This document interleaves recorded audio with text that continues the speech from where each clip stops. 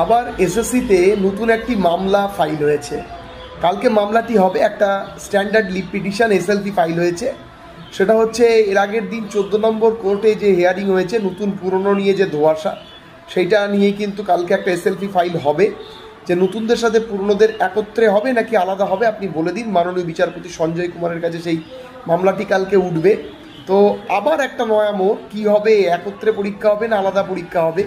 তবে আমি একটাই কথা বলবো, ফ্রেশার এবং পুরনো যেই আছো, ফ্রেশারদের জন্য বিশেষ করে তোমরা তোমাদের মতো পড়াশোনা স্ট্রংলি এগাও। তার কারণ আমার মনে হয় না 7-8 দিনের মধ্যে আর কোনো কিছুতে হস্তক্ষেপ করবে। আর যদি করে কোনো রকম কোনো আপডেট থাকে সবার প্রথমে আমি তোমাদের দেবো।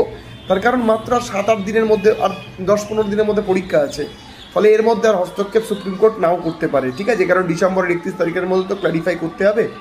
তো এটা একটা গুরুত্বপূর্ণ আপডেট। অনেক কটা কেস হয়েছে, সেই কেসের ফাইসালা কালকে আছে, কালকেই বোঝা যাবে অনেক কিছু।